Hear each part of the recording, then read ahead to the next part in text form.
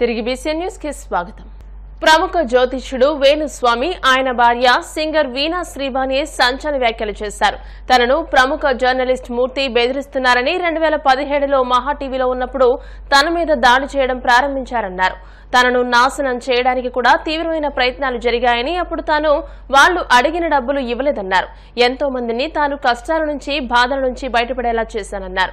తానే ఆత్మహత్య చేసుకునే వరకు వెళ్లానని, 8 నెలల నుంచి 15 కేజీల బరువు కూడా తగ్గిపోయానని అన్నారు.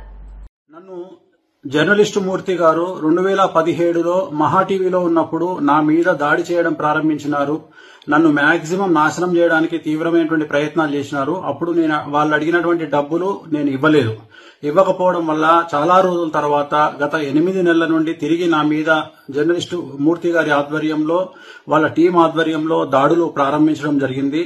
డబ్బులు ఇచ్చి నాకు వ్యతిరేకంగా జ్యోతిష్యులను అలాగే కొంతమంది క్లయింట్ల రూపంలో ఉండే వ్యక్తులను తీసుకొచ్చి నా గురించి టీవీల్లో డిబేట్లు పెట్టి నా గురించి చెడు ప్రచారం చేయడానికి తీవ్రమైనటువంటి ప్రయత్నాలను జర్నలిస్టు మూర్తి గారు చేస్తా ఉన్నారు.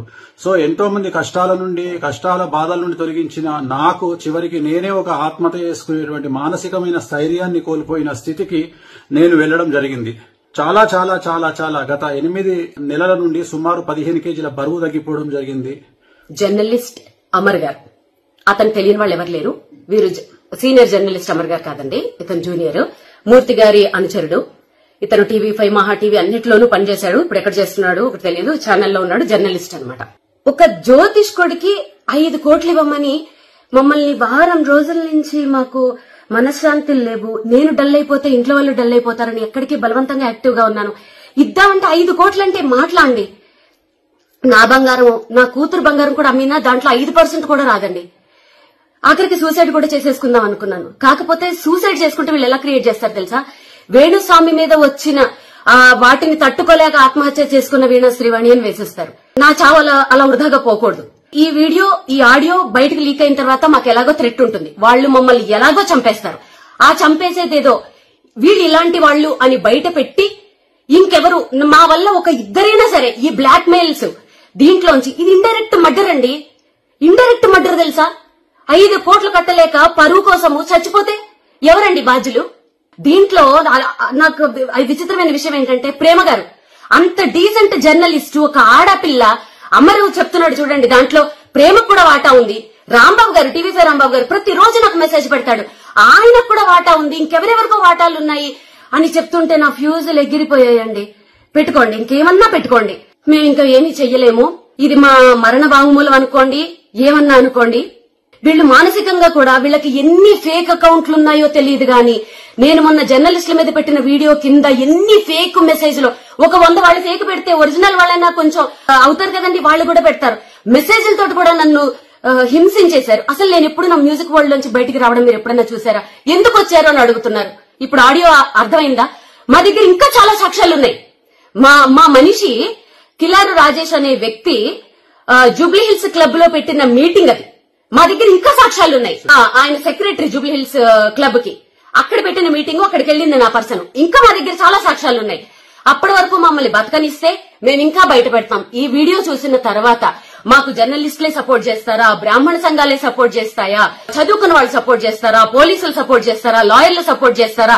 మీరు దీన్ని సుమోటోగా తీసుకుని, ఒక ఆడపిల్ల అనుకోండి, ఒక ఫ్యామిలీని అనుకోండి, ఇలాంటి 5 కోట్ల జ్యోతిష్యం చెప్పినందుకు 5 కోట్లు మీరు డిమాండ్ చేసి బ్లాక్ మెయిల్ చేస్తున్నారంటే, మీరు మిగిలిన వాళ్ళ దగ్గర ఎంత చేస్తున్నారు? ఎంతమందిని చంపేస్తున్నారు మీరు?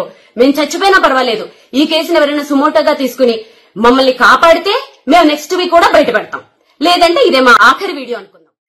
కాకినాడ కార్పొరేషన్ నిధులతో పారిశుద్ధ్య కార్మికులకు బకాయి వేతనాలు చెల్లించాలని ఏఐటీయూసీ జిల్లా ప్రధాన కార్యదర్శి తోకల ప్రసాద్ డిమాండ్ చేశారు. కాకినాడ కార్పొరేషన్ కార్యాలయం వద్ద పారిశుద్ధ్య కార్మికులు ధర్నా నిర్వహించారు. ఈ సందర్భంగా నాయకులు మాట్లాడుతూ, కాకినాడ కార్పొరేషన్ లో పనిచేస్తున్న special sanitation workers, toilet workers కు 6 నెలలుగా బకాయి వేతనాలు చెల్లించడం లేదన్నారు. సకాలంలో జీతాలు మంజూరు చేయకపోవడం వల్ల కార్మికులు ఆర్థిక ఇబ్బందులకు గురవుతున్నారని ఆవేదన వ్యక్తం చేశారు. కాకినాడ మున్సిపల్ కార్పొరేషన్ లో పనిచేస్తున్న పారిశుధ్య కార్మికులకి 6 నెలలుగా బకాయి జీతాలు చెల్లించడం లేదు. మరి 6 నెలలుగా పనిచేస్తున్న పారిశుధ్య కార్మికులకి జీతాలు చెల్లించకపోతే ఏమి తినాలి మేమని చెప్పేసి ప్రశ్నిస్తా ఉన్నాం. ఒక పక్క ఇంటెద్దులు కట్టుకోలేక అప్పులు తీర్చుకోలేక కార్మికులు అప్పుల ఊబిలో కూరుకునే పరిస్థితి కనబడతా ఉంది. మేమేం అడుగుతున్నాం అంటే, అయ్యా ఈ కార్పొరేషన్ లో నిధులు చేతనా సరే మా కార్మికులకు మంజూరు చేయండి అని చెప్పేసి కోరుతా ఉన్నాం. అలాగే ఆప్కాస్ కార్మికులకి రాష్ట్రం అంతా ఒక ఎత్తు అయితే కాకినాడ ఒక ఎత్తు అయిపోతా ఉంది. అన్ని చోట్ల జీతాలు పడ్డాయి, కాకినాడలో మాత్రం జీతాలు పడలా. ఎందుకు నిర్లక్ష్యం వహిస్తున్నారో నాకు అర్థం కావట్లేదు. అందుకని ఆప్కాస్ 2 నెలల జీతాలు ఉన్నాయి, తక్షణమే మంజూరు చేయాలని చెప్పేసి కోరుతున్నాం. జనవరిలో సమ్మె జరిగింది, మున్సిపల్ పారిశుద్ధ కార్మికుల సమస్యలు పరిష్కరించాలని. సమ్మె వేతనాలు మంజూరు చేయమని చెప్తే ప్రతి ఆదివారం మీరు పనిచేయాలని చెప్పేసి చెప్పడం జరిగింది. అధికారులు మాటలు లోబడి ఆదివారాలు కూడా మేము పనిచేసాం, కానీ సమ్మె వేతనాలు ఇవాళ వరకు కూడా మాకు మంజూరు చేయలేదు. అలాగే నైట్ శానిటేషన్ సంబంధించిన దాంట్లో తొట్టు రిక్షాలు రిపేర్లు ఉన్నాయి, ఆ రిపేర్ చేయించి కొత్త రిక్షాలు పురవించాలని చెప్పేసి మేము కోరుతా ఉన్నాం. పండగ సెలవులు కార్పొరేషన్ లో పూర్తి స్థాయిలో అమలు జరపడం లేదు. అందరూ కూడా పని చక్కగా సెలవులు తీసుకున్నారు అన్ని పండుగలకి. మా పారిశుద్ధ్య కార్మికులు ఏం పాపం చేశారేటో తెలియదు, కానీ పూట తీసుకోండి అని చెప్పేసి చెప్తా ఉన్నారు. దయచేసి మాకున్న 9 సెలవులు కూడా పూర్తి స్థాయిలో రోజంతా కూడా సెలవు ఇవ్వాలని చెప్పేసి కోరుతా ఉన్నాం. అదేవిధంగా మేము ఒకటి అడుగుతున్నాం కమిషనర్ గారిని. కమిషనర్ గారు ఏ కమిషనర్ గారు వచ్చినా మొదట అన్ని డిపార్ట్మెంట్లు మీటింగ్లు నిర్వహిస్తూ ఉంటారు, కానీ మా పారిశుద్ధ్య కార్మికుల సమస్యలు పట్టించుకోరు. ఇప్పటికైనా సరే మా పారిశుద్ధ్య కార్మికుల లీడర్స్ ని పిలిపించి మాకు సమయానికంలో ఒక మీటింగ్ ఏర్పాటు చేస్తే మా సమస్యలు కూడా తెలియజేస్తాం. ఈ కార్పొరేషన్ లో ఉన్న సమస్యలు అధిక సమస్యలు ఉన్నాయి, ఆ సమస్యలు పరిష్కరించాలని చెప్పేసి ఇవాళ AP municipal workers union A2C అనుబంధ సంఘం ఆధ్వర్యంలో ఇవాళ కాకినాడ కార్పొరేషన్ ముందు ఈ ధర్నా నిర్వహిస్తా ఉన్నాం. స్పెషల్ శానిటేషన్ వర్కర్స్ కింద పనిచేస్తున్నటువంటి కార్మికులకు 6 నెలల వరకు జీతాలు ఇవ్వలేదండి. మరి 6 నెలలు ఇంటద్దులు కట్టుకోవాలన్నా, పిల్లలకు స్కూల్ ఫీజులు కట్టాలన్నా సరే వాళ్ళు ఎలాగండి. కాబట్టి తక్షణమే వాళ్ళ జీతాలు మంజూరు చేయాలని కోరుచున్నాం. మరి ఆప్కాస్ వర్కర్స్ కూడాను 2 నెలలు అవుతుందండి ఇప్పటికి వరకు. మరి ఆ 2 నెలల జీతాలు కూడాను వాళ్ళకి తక్షణమే ఇప్పించాలని కోరుచున్నాం. అలాగే టాయిలెట్ క్లీనర్స్ కూడాను మరి వాళ్ళకి కూడా 6 నెలల జీతాలు బకాయి పడిందండి. ఇన్ని నెలల జీతాలు బకాయి పడితే వర్కర్స్ ఎలా పనిచేస్తారని అధికారులు ప్రశ్నిస్తున్నాం సార్. దయచేసి ఈ జీతాలు తొందరగా ఇప్పించమని కోరి ప్రదర్శన. తిరుమల శ్రీవారిని ఆయ్ చిత్ర బృందం సభ్యులు దర్శించుకున్నారు. ఉదయం ఏపీ విరామ సమయంలో చిత్ర కథానాయకుడు నార్ని నితిన్, కథానాయకి నయన్ సారికలతో కలిసి చిత్ర బృందం సభ్యులు స్వామివారి సేవలో పాల్గొని మొక్కులు చెల్లించుకున్నారు. దర్శనానంతరం వీరికి రంగనాయకుల మండపంలో వేద పండితులు వేదాశీర్వచనం అందించగా ఆలయ అధికారులు స్వామివారి తీర్థప్రసాదాలు అందజేసి పట్టువస్త్రంతో సత్కరించారు.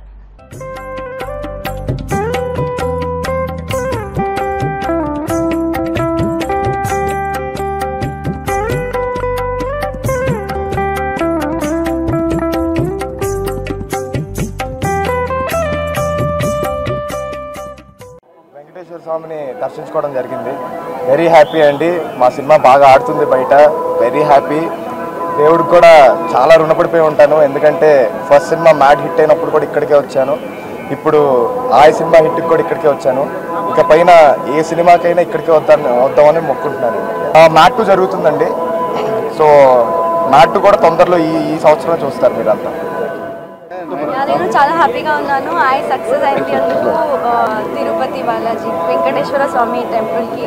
And I'm really lucky, I feel really lucky to get the darshan so nicely and I'm just happy. Thank you. Kashmir లోయను స్వల్ప వ్యవధిలో వరుస భూకంపాలు వణికించాయి. మంగళవారం ఉదయం 2 దఫాలుగా భూమి కంపించింది. జమ్మూ కాశ్మీర్లోని పూంచ్ ప్రాంతంలో ఉదయం 6:45 సమయంలో భూకంపం సంభవించింది. భూకంప తీవ్రత 4.9గా నమోదైంది. మరికొద్దిసేపటికే మరోసారి భూమి కంపించింది. రిక్టర్ స్కేల్ పై 4.6గా భూకంప తీవ్రత నమోదైంది. అయితే వరుస భూ ప్రకంపనల కారణంగా ఎలాంటి ప్రాణ ఆస్తి నష్టాలు జరగలేదు. భూకంపం దాటికి పలు ప్రాంతాల్లో ఇళ్లలోని వస్తువులు కదలడంతో ప్రజలు భయంతో బయటకు పరుగులు తీశారు. వార్తను ముగించే ముందు ముఖ్యాంశాలు మరోసారి.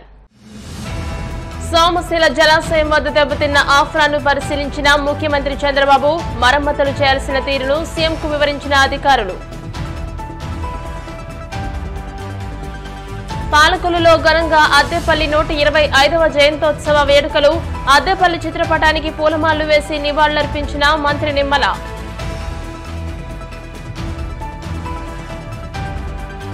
వాడపల్లి వెంకన్నాలయంలో ప్రత్యేక పూజలు. మంగళ వాయిద్యాల నడుమ శ్రీ స్వామి అమ్మవార్లకు మేల్కొల్పు సేవ, ఐశ్వర్యలక్ష్మి హోమం.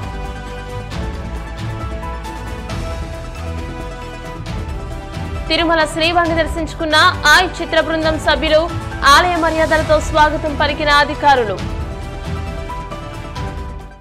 ఈ వార్తలు ఇంతటితో సమాప్తం. మరిన్ని వార్తల కోసం BCN digital YouTube channel, Facebook page ని ఫాలో అవ్వండి. అప్డేటెడ్ వార్తల కోసం ప్లీజ్ సబ్స్క్రైబ్.